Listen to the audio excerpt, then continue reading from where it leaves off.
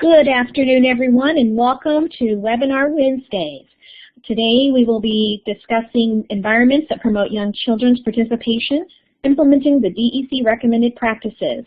And I will be one of your moderators today, Maria Maddox, and I'll be introducing the rest of our presenters here well, actually, now I guess. So our first presenter is Lori Meyer. Lori is an assistant professor in the Department of Education at the University of Vermont, where she teaches in the early childhood and early childhood special education programs. Lori will tell you a little bit more about herself when she gets her chance. Our other presenter today is Tricia Catalino. Tricia is a associate professor at the School of Physical Therapy at Touro University in Nevada. She says it's very warm there, so she can tell us a little bit more about herself as well when she gets going. The moderators for today are myself, Maria Maddox. We have Nikki Ostrowski on board, as well as Alyssa Jones. These should be folks that you're all familiar with, so you'll be hearing a variety of different voices as we progress today.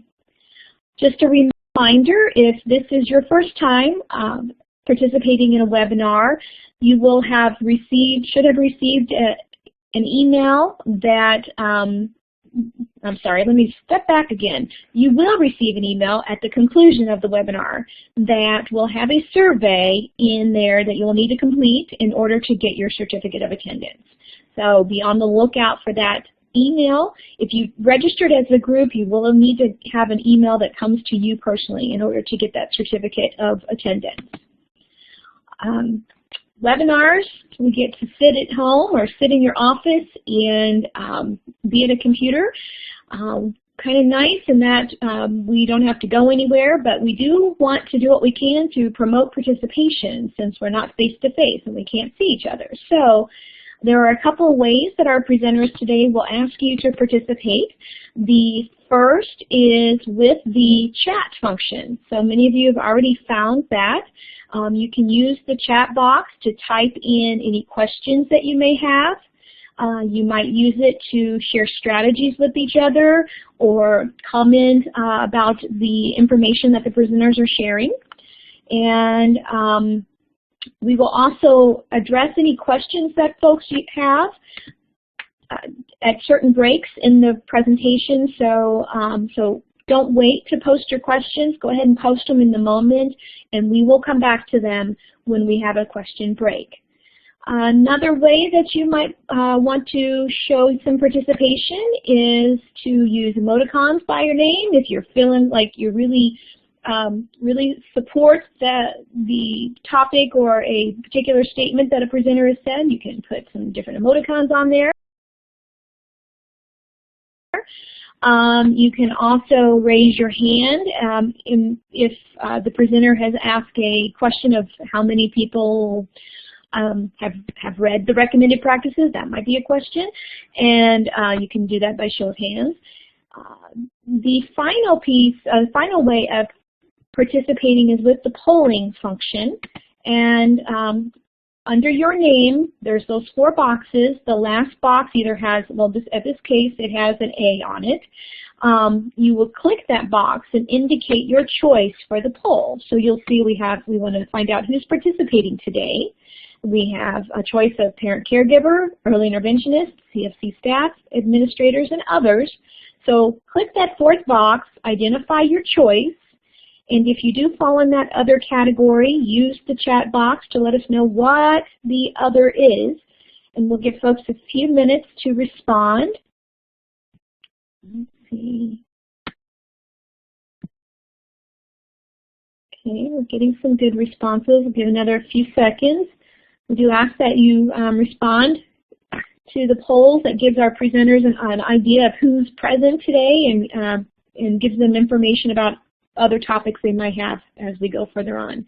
So let's see what our results are.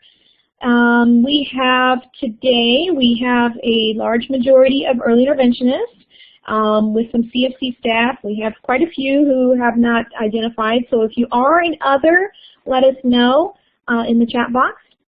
And with that, I'm going to turn our presentation over to Lori and Tricia and let them tell you all about the environment recommended. Well, welcome everyone to this Illinois Early Intervention Training Program webinar, Environments that Promote Young Children's Participation, Implementing the DEC Recommended Practices. As Maria mentioned, my name is Lori Meyer, and I'm an assistant professor in early childhood and early childhood special ed at the University of Vermont.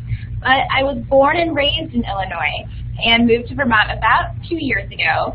In making that move, I was very excited for the chance to perhaps experience snowier winters than I had while growing up in Illinois, but that just hasn't been the case this winter. So when I look out my window, I see rain right now. And when I look out the other window that's called Facebook, I see a lot of my friends in central Illinois are experiencing a blizzard, and there's lots of snow days. So I hope that wherever you are, you're watching the webinar from a very warm and cozy space. It certainly is my pleasure to be your co-host for today's webinar, along with my friend and colleague, Tricia Catalino. So I'll let her introduce herself. So hi everyone, so my name is Tricia Catalino, and I'm an associate professor at University, Nevada, and so I also have roots in Illinois. I have roots of my practice in early intervention, so I've been enjoying watching people join the session. I see some familiar names out there. So from 97 through up till 2011, I was an early intervention provider for CFC 7 and CFC 11. So I know exactly what you guys might be going through with the weather, but I am very happy to say here in Las Vegas, I am cozy and warm with bright sunshine out there. So at any rate, I'm super excited to be with you all today and look forward to sharing all this information with you. Thanks, Tricia. So let me take a moment to walk you through the learning objectives that we've set out for today's talk. So first, by engaging in this webinar, you'll learn about the 6 environment recommended practices supported by the Division for Early Childhood, or as it is more commonly referred to as the acronym DEC, which is a Special Interest Division of the Council for Exceptional Children. Second, you'll be able to describe examples of how those 6 environment recommended practices are brought to life in early intervention settings. Third, our last learning objective for today is that you'll be able to describe various strategies for using the environment recommended practices as an advocacy tool to influence and inform the practices and policies you might be experiencing in your environment, moving us all towards supporting positive outcomes for young children with disabilities and their families. So let's take a quick poll. Who is already familiar with the revised 2014 DEC recommended practices? Respond with the answer that best describes you. I'll read these choices aloud as you speak. So your choices include A, I heard they were being revised. B, I have glanced through them. C, I have read them and am beginning to implement them in my own practice. Or D, I am not familiar with them. Just a reminder, your answers are safe with us. Feel free to answer honestly. Yes, and remember, DEC stands for Division for Early Childhood. I'm sorry, Tricia, did you say something? Oh, that's okay. I was just going to say, make sure you're using that polling function, and we'll give folks a few seconds here to fill in. This is really would be very interesting for our presenters to kind of know where folks are on the DEC recommended practices as far as knowing about them. So give another couple seconds here. And all right, let's see what we've got. So, ladies, it looks like you've got kind of a mix. I will let you address that as you will. Okay, great. We really do have a mix across all of those areas. So we'll kind of keep that in mind as we go along. And if you have any questions, please type them into the chat box. That's what we're here for. So for those of you who have heard through the grapevine that the practices are being revised, or if you're listening for the first time about and learning about the recommended practices, here's a link to where you can find a copy of them. A more recent addition to this webpage, along with the ability to download the recommended practices, has been a complimentary glossary. So this is a downloadable glossary that contains definitions for important terms that are used in the practices. So be sure to save or bookmark this link. Not only is it a great resource to guide your work with families and young children, but it also is a great resource to share with other practitioners, specialists, child care teachers, or administrators, so so they also can download, access, and use the practices. Okay, so to start our webinar, we want to share Bronner's ecological framework with you to communicate the theoretical foundation for the environment recommended practices. When we're thinking about children's development, we're considering the entire system in which the child develops, and all the ways that these environments influence children's development, and then also how children influence their environments. So this framework represents the complex interactions between children's development and environments that surround children both near, like their family, their neighborhood, their peers, and farther away, such as people's attitudes towards disabilities or a larger culture. So, a pop quiz. Has environment previously been included in the DEC RPs, which is our shorthand for the recommended practices? Just yes or no? What do you think?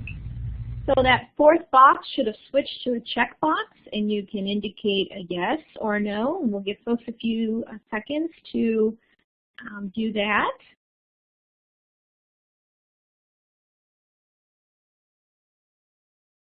Folks still thinking about it.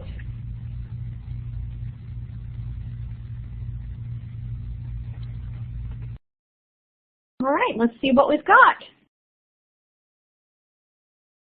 So the green is yes, and the X is a no.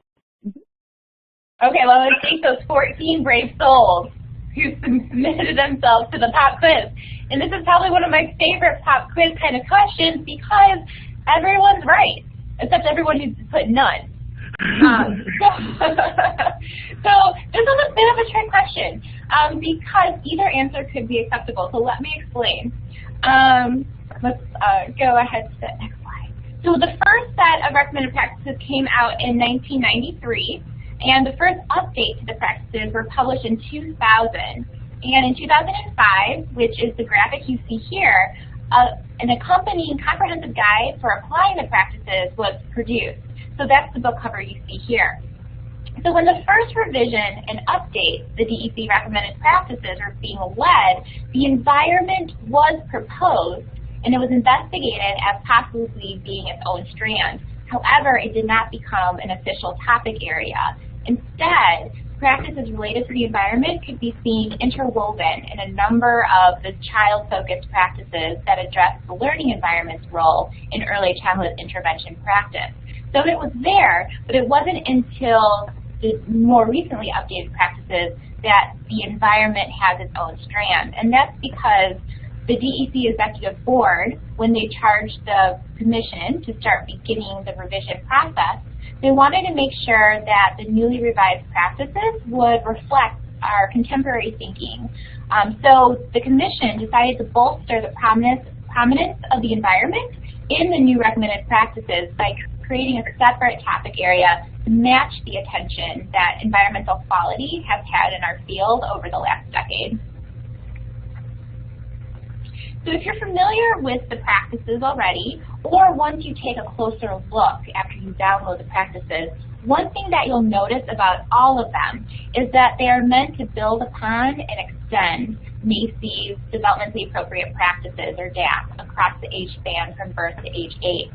So the DEC recommended practices help us answer the question, and the environment practices in particular help us answer this question.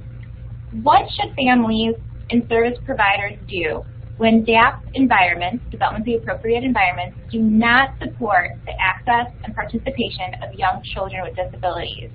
So we hope that today's webinar will assist you in finding answers to that question. If you want to learn more about developmentally appropriate practice, you can click through to the NAEYC website and the DAP resources with the provided link.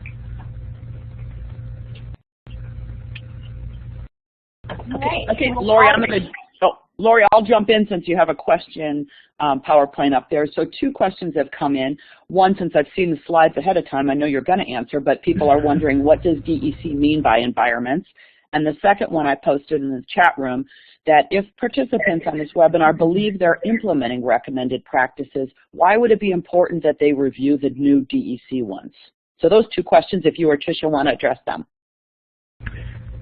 Sure. So this is Tricia. So everybody is in luck because in the next section of the webinar, I'm going to go ahead and explain the definition of what we mean by environment. So I'll get to that in just a minute. And then I love this question: if participants believe they're implementing RPs, why would it be important to review the new DEC one? So interestingly, so for those of you who maybe are familiar with the previous set of recommended practices, there were 240 of them.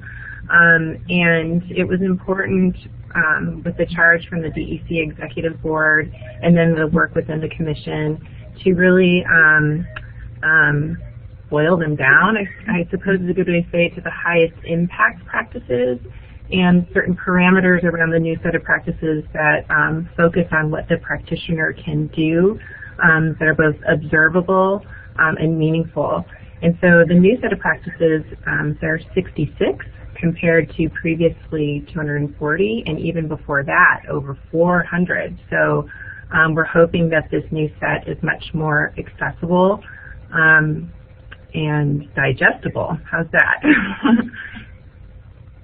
Great. And Lori, can you see the question by Claire too, Lori or Tricia, if one of you want to tackle that one, of how do you reconcile local and state regulations and policies with DEC recommended practice and NAEYC developmentally appropriate practices? Oh, Claire, you're always good at these good questions. So this is Tricia again. So this is actually very challenging, and that's why I would, use the word challenge in a very specific way. I challenge you all to take the information you have from the DEC recommended practices and developmentally appropriate practices to use in your advocacy efforts to make sure that children and families are not only getting the services they need, but the evidence-based services or strategies and practices that we know are beneficial for children. So I think you can use these practices as a tool. So not just reconciling what the differences are, but actually using them to advocate for what children and families deserve and need. I could go on and on actually about this topic because I know for those of us who have licenses, physical therapists, speech therapists, occupational therapists, sometimes our Practice Act also conflicts with what we might see in the practices and state regs, et cetera. So there's much to be discussed in that area. Yep, and as Claire had mentioned, she says, more often than not, I let families and caregivers use these for advocacy, and they really are a great starting point as to what are we currently seeing and what can practitioners and expect to see and want to see if you want to see positive outcomes for their children and for themselves. Definitely. Great. We'll take a few more questions as we go through the presentation. So post your questions in the chat room. Continue to do that because it's great dialogue. And also we'll stop then periodically throughout the webinar to pose and talk about some more of your questions. Great. Thank you, Mickey.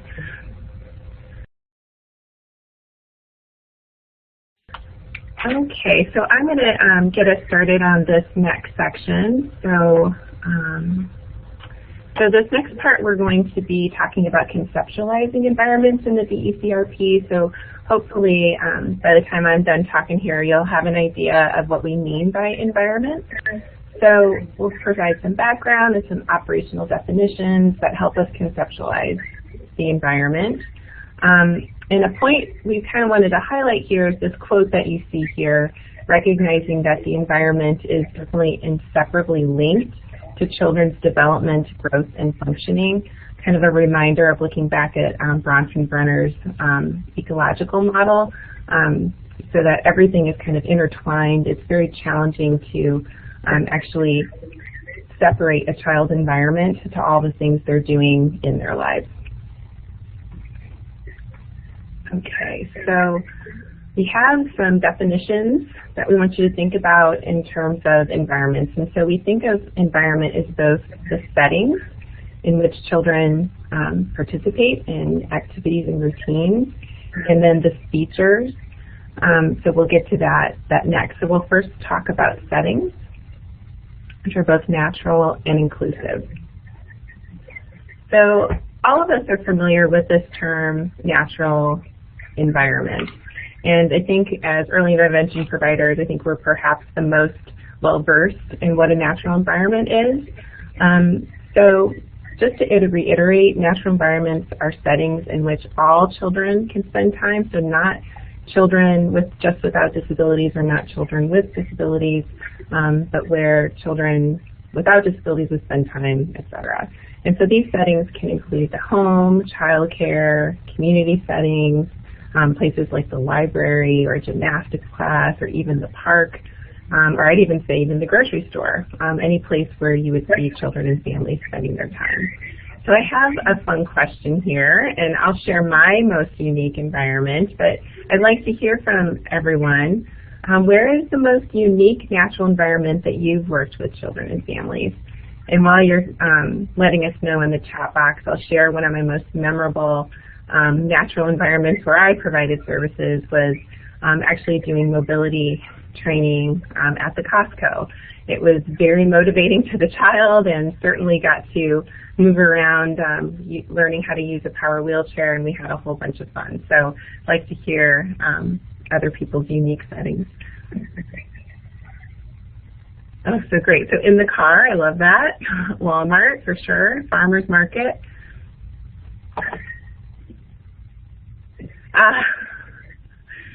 An Italian deli, I love that. Italian sandwich. Or some pasta or something. Yeah, I hope so too.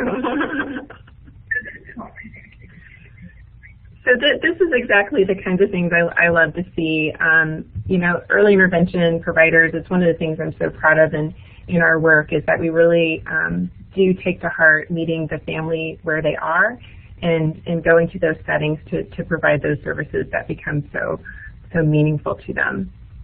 So thank you so much. It's fun to read all these great places where you guys have provided services. Okay, so and just a reminder, in the natural environments is where we also think about where the activities and you always, sorry about that, need to think about how activities and routines may need to be adapted for children with disabilities so they can participate as integral members of whatever activity is going on in that natural environment. Okay, so moving on. So I really feel strongly that early intervention providers have a good grasp on what natural environments are. I think sometimes the assumption is that a natural environment equals an inclusive environment, and I think just drawing some attention that those two things aren't always the same. So you certainly could be in a natural environment that doesn't feel very inclusive. So for example, if you're at a park, you may be seeing your child with during an early intervention visit at a park, but because of different attitudes maybe of other parents, or maybe the playground isn't accessible, it may not be very inclusive. So really want to draw attention to this idea of inclusive environments. So it's not just a physical setting, but they're settings where the values, policies, and practices support the rights of every infant and young child and his or her family, regardless of their ability to participate in all the things they may want to do or need to do to be full members of their families, communities, and society.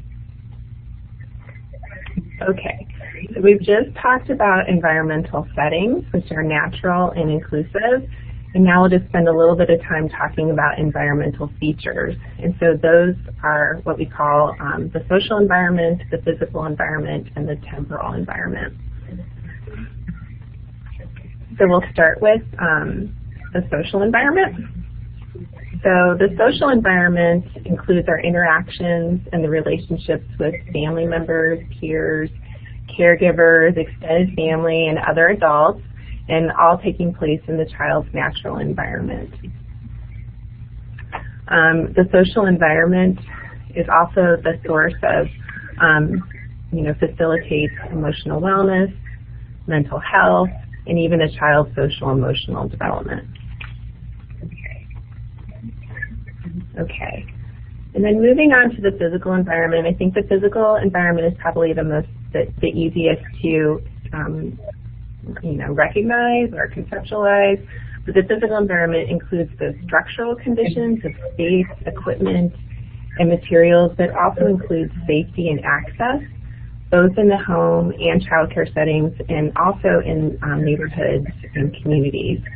So if a child's physical environment perhaps is very nurturant in the home, but perhaps their neighborhood or community has some challenges regarding safety and access, that's going to limit perhaps some of the opportunities they may have to play and learn and grow in all different parts of the physical environment. And then the next environmental feature is the temporal environment, and I will admit to you all that it was very easy for me to conceptualize social and physical environments, and temporal environment was something that I actually had to read about and learn about, but you can think of the temporal environment as the scheduling or sequencing of those daily routines and activities that happen in children's natural environments. And so thinking about when things happen maybe every day, how long a routine or activity might take to complete, and also those transitions between activities or settings. So that's what we think about the temporal environment. So it's really elements relating to time. Okay, so to illustrate the interconnection of environmental features, I'd like to share a little bit about a little baby named Kyle.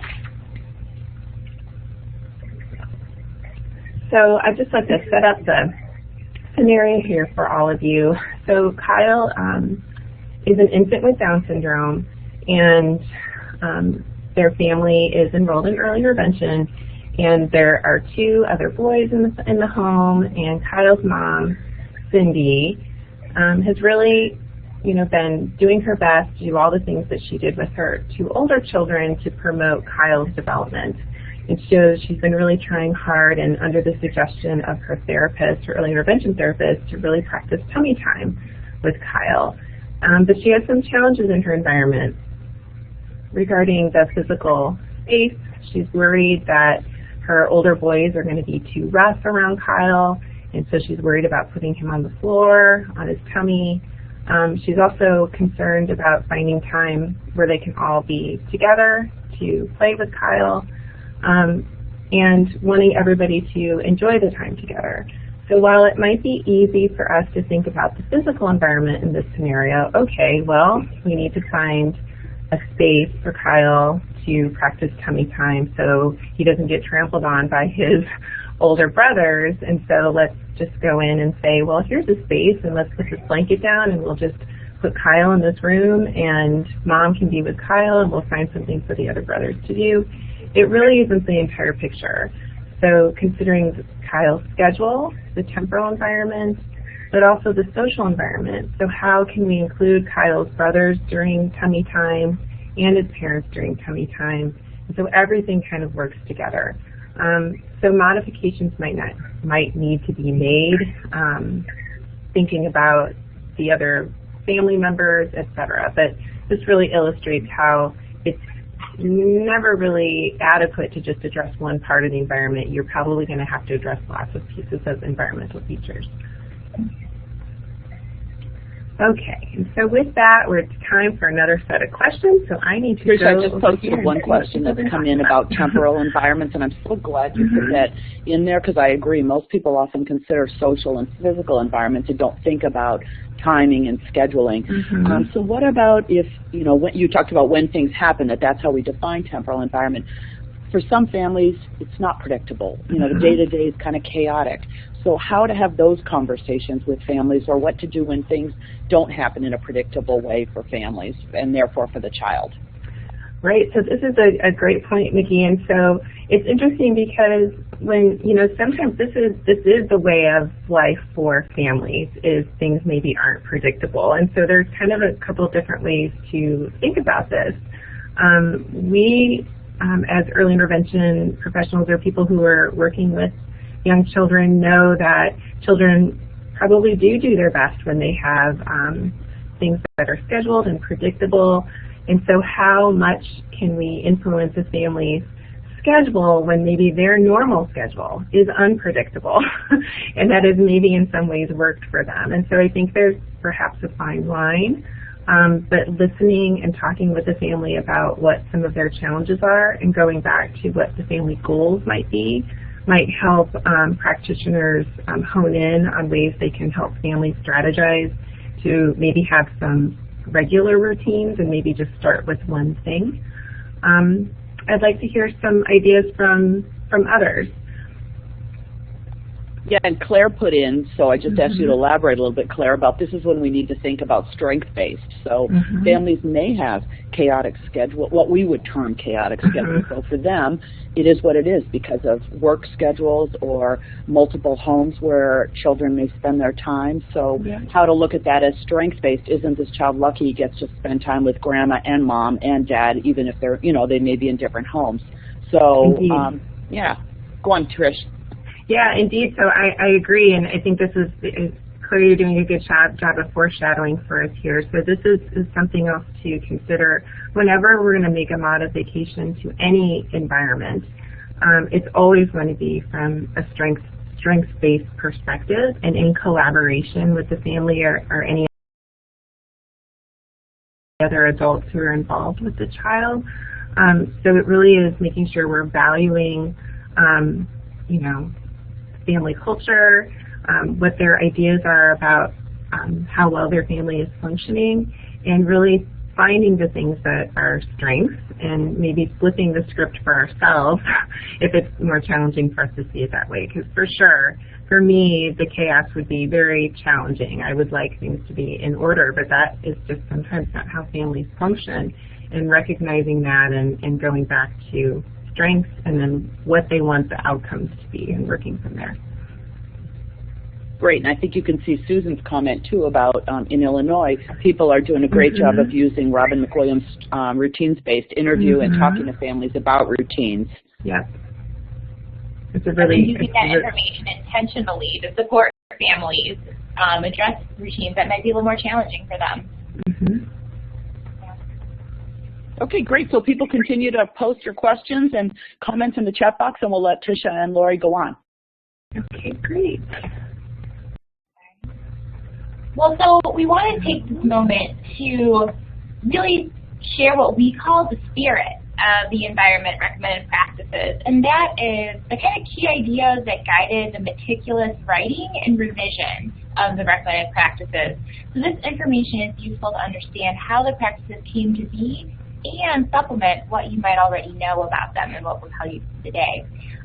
So Alyssa's going to share a link with you, but we want to give our thanks to all the topic group leaders and members who contributed to writing and revision and updating these recommended practices. They played a significant role in the creation of them.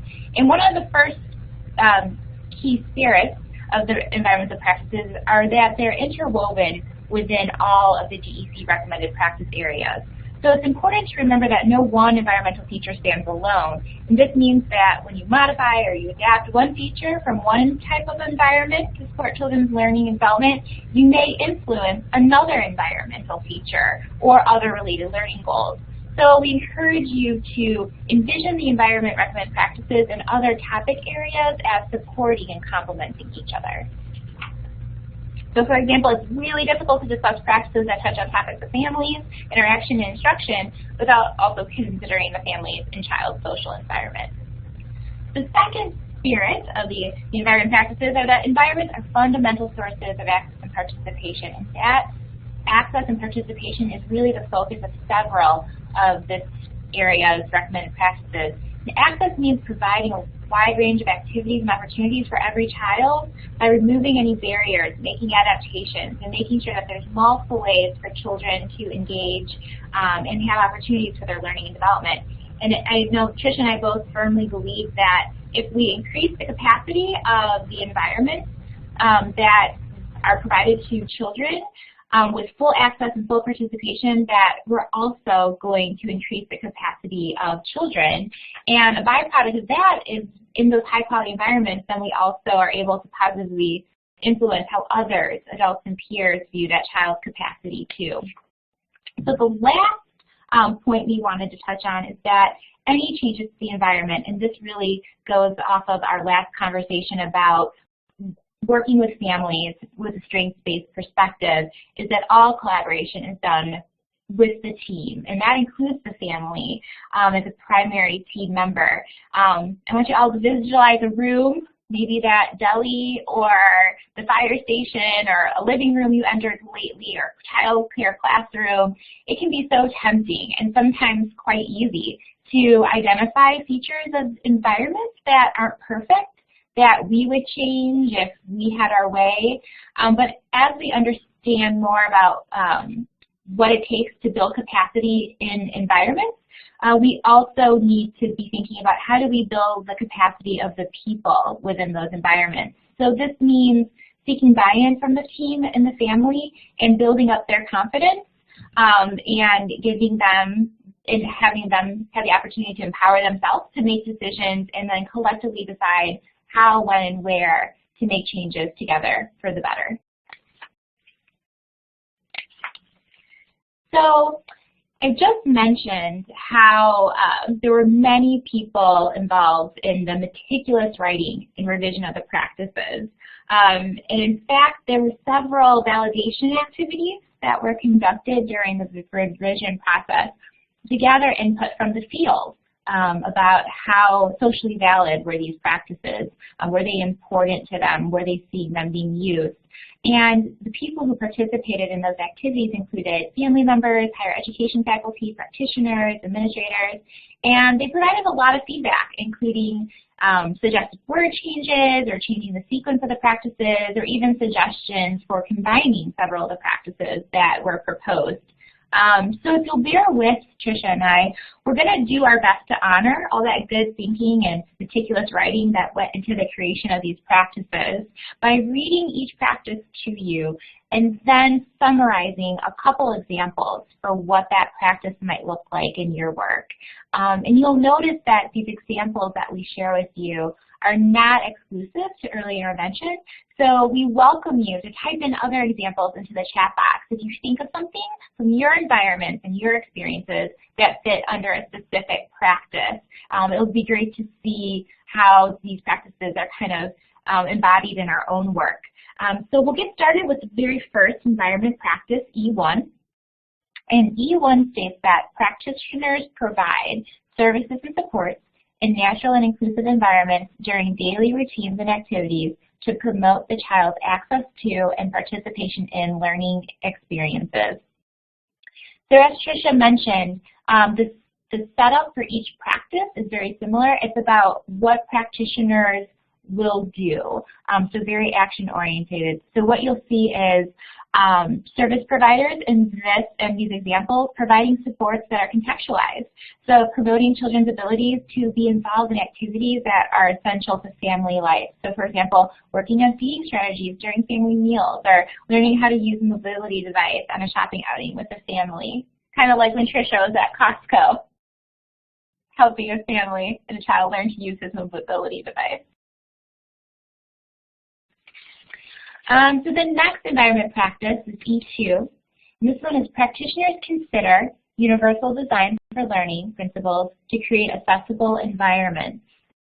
So keeping in mind universal design for learning means multiple means of representation of information, multiple means for children to express what they know and can do, and then multiple means for children to engage.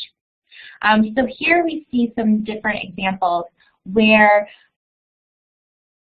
providers and directors and service providers can promote the access for children to have opportunities to learn and to make sure that they have opportunities that are spread out and embedded throughout their entire day. So if you're using the routines-based interview, you're helping families recognize the routines that they have, and you're getting information in that assessment phase and interview phase to make your instructional and intervention planning be geared specifically to the needs of the family. And you're addressing E2. So E3 is practitioners work with the family and other adults to modify and adapt the physical, social, and temporal environments to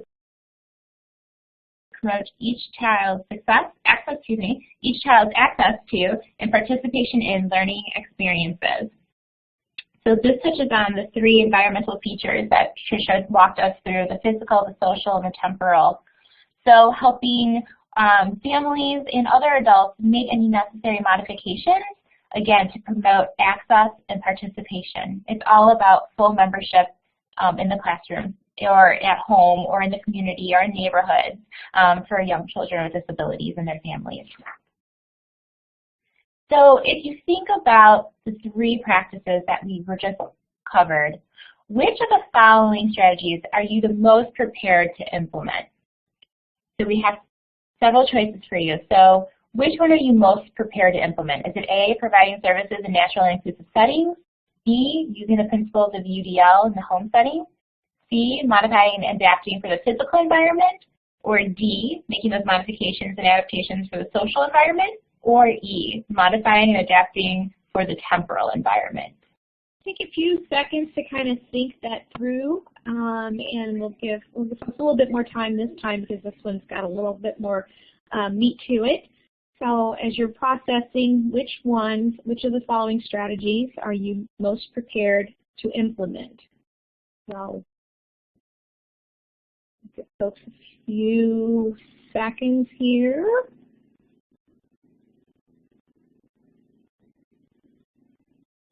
Lots to think about. Looks like our responses are coming in. So we'll give another 5-10 seconds if you can to put your response in by using the polling function, the 4th box under your name. It has the letter A in it. All right, let's see what our results are. So it does appear that most folks are prepared to implement providing services in natural and inclusive settings.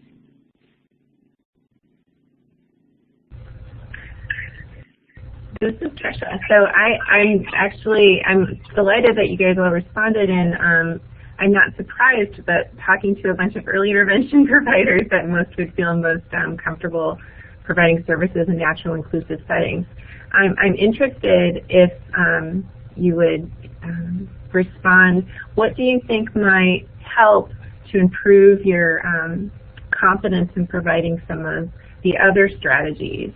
If you want to maybe go to the chat box and give us some information about that, or maybe say you feel prepared, as Claire is asking, to implement more than one, that's fine. We're limited by the choices we can do with our polling. But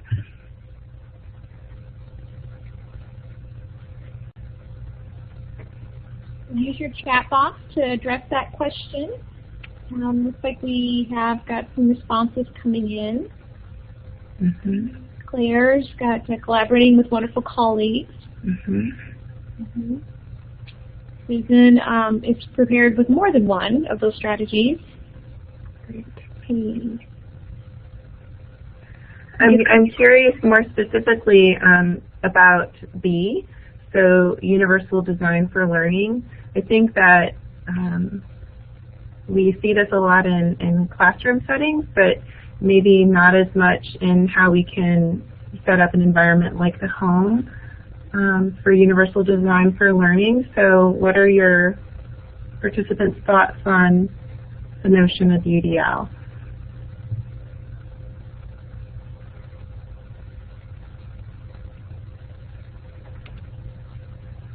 Like Lynn's got some information about everybody needing some training on childcare. Mm-hmm. And Nikki's got the question about wondering what UDL looks like in the home, so mm-hmm. universal design. Mm-hmm.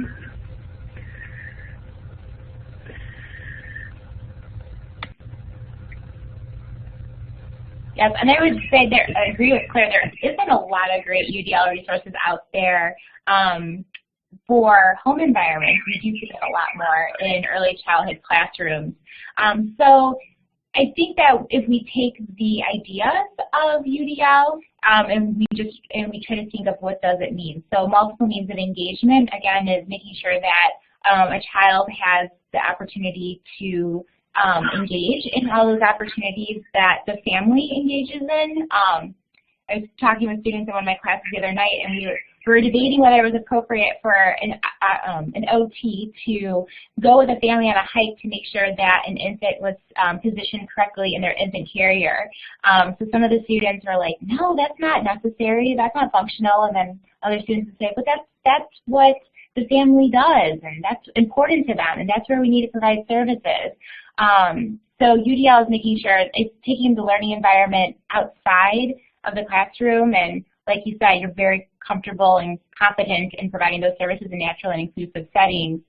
So helping other people make sure that children are engaged and they have access to those opportunities, and that they have access to the tools that they need to be able to express what they know and what they can do. So whether that's making sure that they have visual schedules or communication devices, any sort of specialized assistive tech that they might need to express what they know.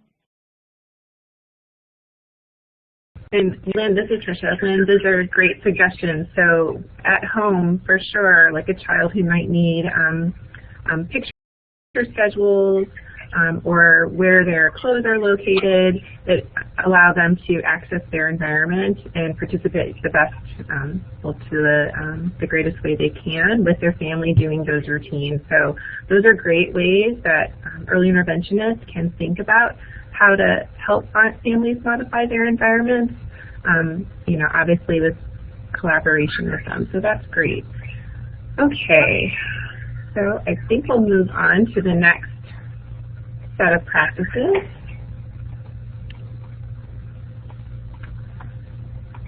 Okay, so again, we're gonna continue going through the practices. So E4, practitioners work with families and other adults to identify each child's needs for assistive technology to promote access to and participation in learning experiences.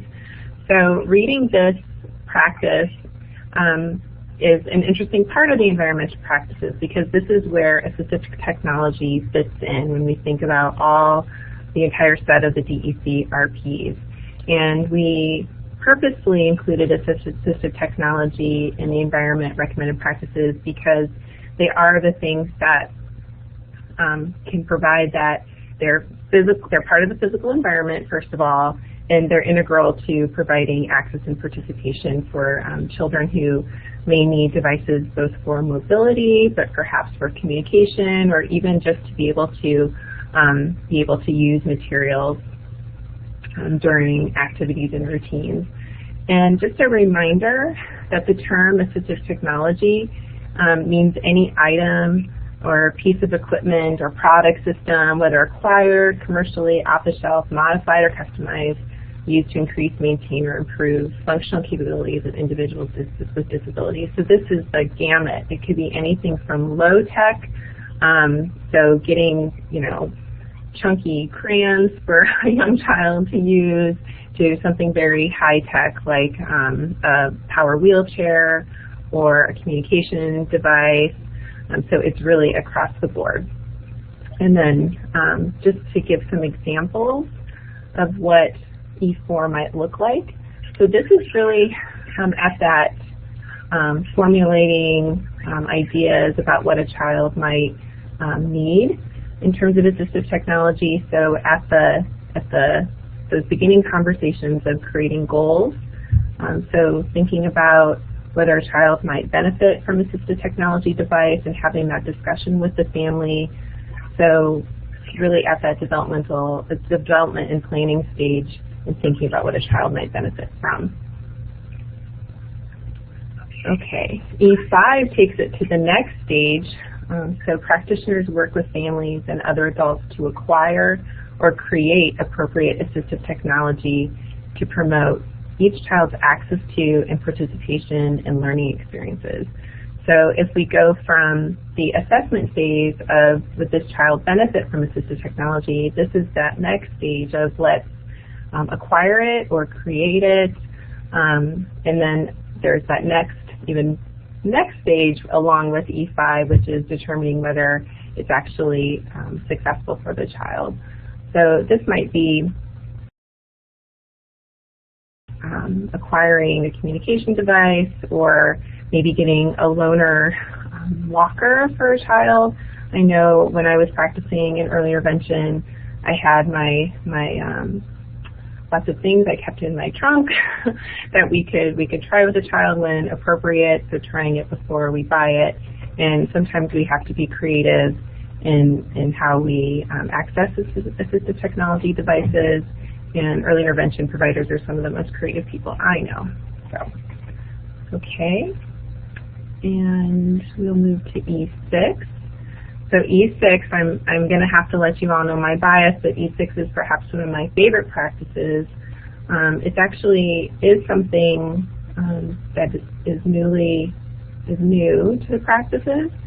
So this has to do with children's fitness and wellness and the relationship with movement. So practitioners create environments that provide opportunities for movement and regular physical activity to maintain or improve fitness, wellness, and development across domains. So we are all familiar with the crisis of obesity that's going on, and we know also that children with disabilities and adults with disabilities are at greater risk for obesity and not getting enough physical activity. We also know the key relationship between mobility and accessing your environment and learning and development. So it became increasingly clear that even though this might be something that falls under a developmentally appropriate practice, we really need to emphasize how important it is for our children with disabilities to move and explore their environment, not just for fitness and wellness, but also for overall development. And so some examples of this might be any early intervention provider working with a family to find opportunities for their child to move any way they can. And that might not be the way we think it should look, but that they are accessing their environment by moving their body so they get those benefits of interacting with their environment and making things happen, and then also improving their health. Okay, so we're going to do the same thing now for E4 through E6. So I'd love it if you all could choose which of the following strategies you feel most prepared to implement when you're thinking about these three practices. So whether it's A, discussing assistive technology options with families, B, determining whether assistive technology might help a child meet their IFSC outcomes, C, helping families engage in physical activity with their children, D, creating environments that promote physical activity, or E, using readily available materials to create low-tech options to promote access and participation for children. And if you have more than one answer, go right ahead. Many of you may feel prepared to implement several of these, so pick the one that you feel that you are most prepared for, and then you can indicate in the chat box other thoughts about these. And we'll give folks time to kind of process this one. Make sure you use the polling function, which is that fourth box under your name, which has the letter A in it at the moment. Really ask that you provide information for Tricia so she can kind of see where folks are with this. Give another 10 seconds or so, and we'll see what our results are. So.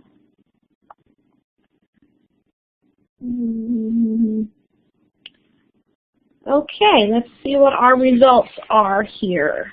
So it looks like D and E are kind of tied there. So Tricia, what's your thoughts on that? Again, I guess I don't feel surprised when I'm speaking to early intervention providers. I think, again, I think are some of the most creative people I've known in terms of finding ways to adapt or use either things that are already in families' homes and make them work. So I think that's fantastic. And I'm also really happy to hear people feel really comfortable about promoting physical activity. Obviously near and dear to my heart as a physical therapist, but for young children, those early sensory motor experiences and interacting with their environments are so key. So it feels really good that I'm preaching to the choir here, so that's great. Any other thoughts, Lori, maybe? Or? No, I was going to say, this is, I think, what we might have expected, and I wish we had the feature for polling where people could express their knowledge across all of those indicators. Okay, so DEC continues to be a struggle for folks here as well. There's still a lot of confusion around the process and all of that, so that probably a lot for some of the responses that you got too. Yeah, for sure. And I posted a question that came in, Lori and Tricia, about, from your experience, which of these 6 DEC recommended practices on environments do you hear that early intervention providers struggle with, and why? Is there, is it something to do with our training or access, or what's your thought about that? So I'll take a stab at that first. So, this would probably is just anecdotal, but it kind of came out here in the poll as well.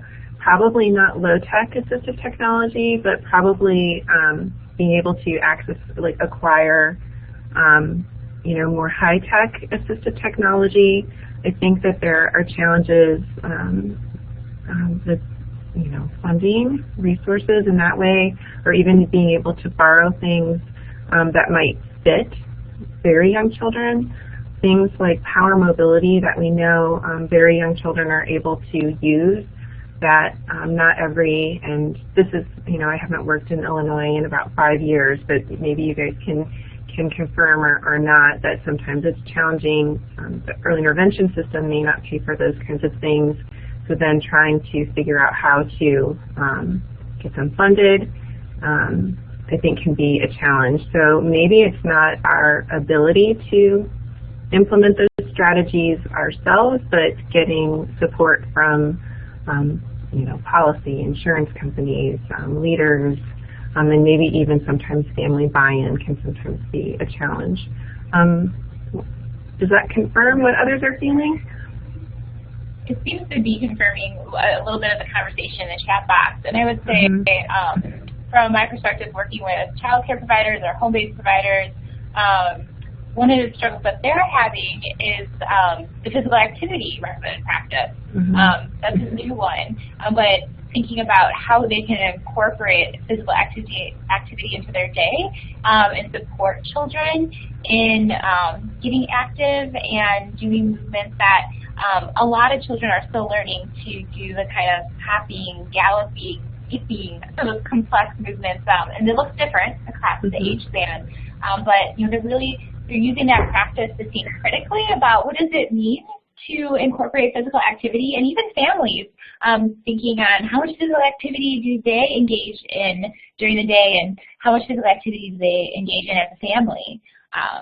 So I think that one's just been an area for personal growth and practice growth.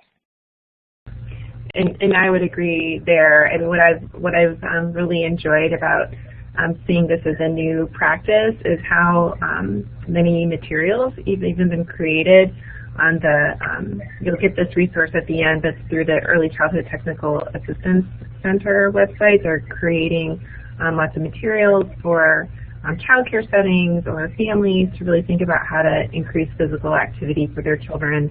And certainly, like we said earlier, this is not just a challenge for children with disabilities and their families, but for all children and their families, it's something that we're paying much more attention to. So, I'm glad that the increased attention is improving, the resources that might be available. Okay, sounds great. Thank you, too.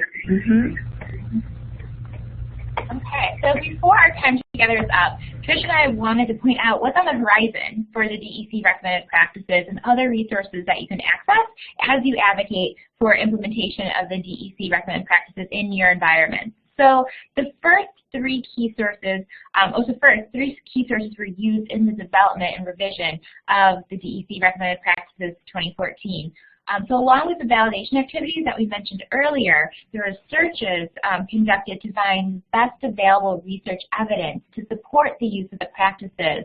And also knowledge was gathered from families and practitioners, so the wisdom that they gained through their experiences that assisted in formulating the set of practices we now have. So one method for keeping the practices up to date is to continually examine the best available research and revising the practices, maybe modifying them or even adding to the practices as needed. And there are ongoing efforts by a group of volunteers within DEC who are researchers who are helping synthesize the research evidence that supports the practices and creating a system to make sure that the practices are continually examined and represent always the best available knowledge at any given time. A second way to advocate for the practices is to learn more about them. So someone asked about the quote that we shared and where that could be found. So Tricia and I wrote an article in the first DEC recommended practices monograph, which is what you see here. So we encourage you to learn more about the practices. You can access this monograph through the DEC bookstore, and we'll provide a link here in just a little bit.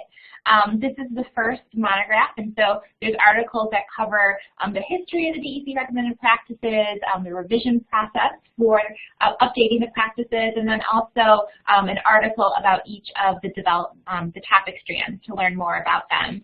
And we're also excited to announce that Tricia and I are currently editing a second monograph in this series, and this monograph is going to focus exclusively on the environment recommended practices, and that should be arriving this coming fall. So we're very excited about that, and there is that link, and thank you, Alyssa, for posting it in the chat box, where you can go to the DEC bookstore and order a copy of the DEC recommended practices monograph. And third, we want to share with you a host of complementary materials that are being created by the ECTA Center to help make the practices more accessible. So these materials include practice guides for families and practitioners. They are available in both print format and in mobile formats for reading on mobile devices. The practice guides are a great tool that help explain the importance of the practices. It illustrates the practices with vignettes and videos and describes how to do a practice. It includes indicators to know whether or not the practice is working, along with providing links to related resources. So it could be a great conversation tool to use with families, other care providers, people like someone said, how do we reconcile all the different policies and practices that we are seeing? Well, sharing information is a great way, and these tools can be a starting point for you.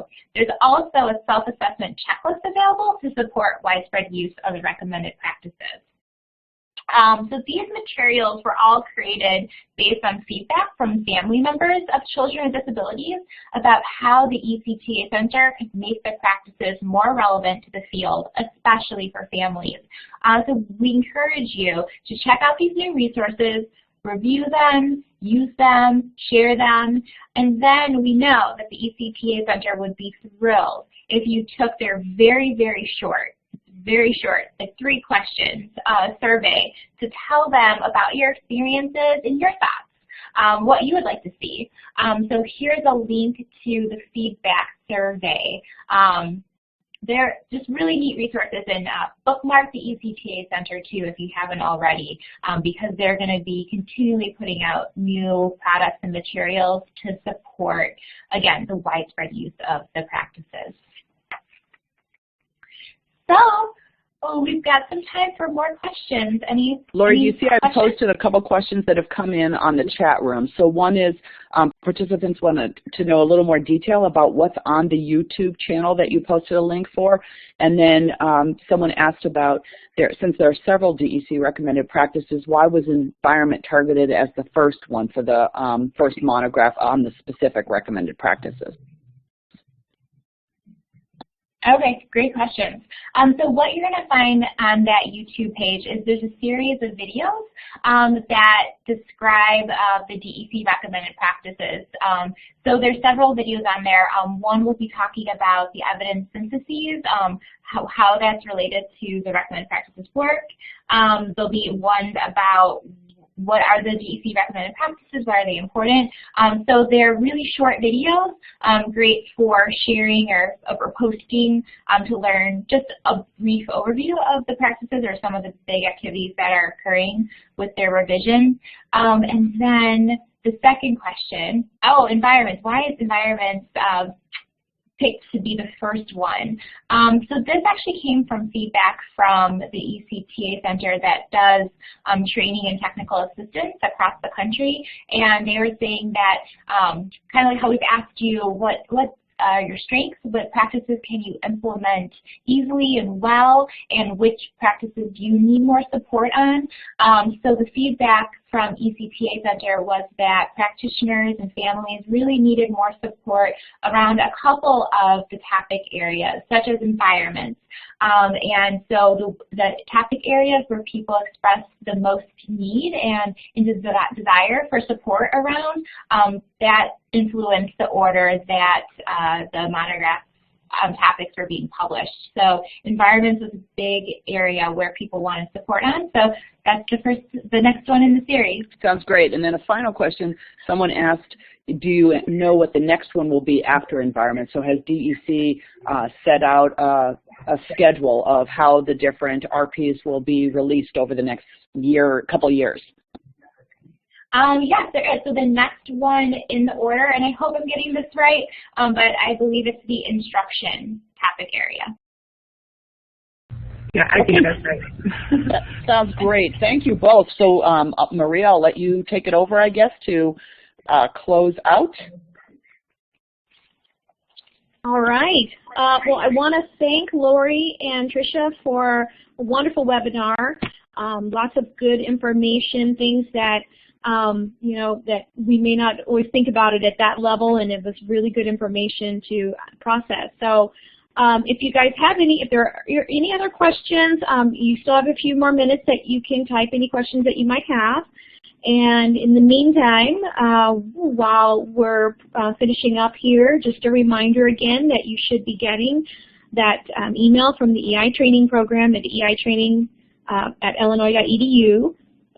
That survey link will be in there, so complete that survey, and then you should have your certificate of attendance or participation within the next 24 hours. And if you have any problems, just email eitraining@illinois.edu, and we'll address those there. So as I'm talking, I'm not seeing any other questions come through, so with that, I want to again thank Lori and Tricia, and at this time our webinar is now concluded. Thank you very much. Thank you, everyone. Thank you. Stay warm.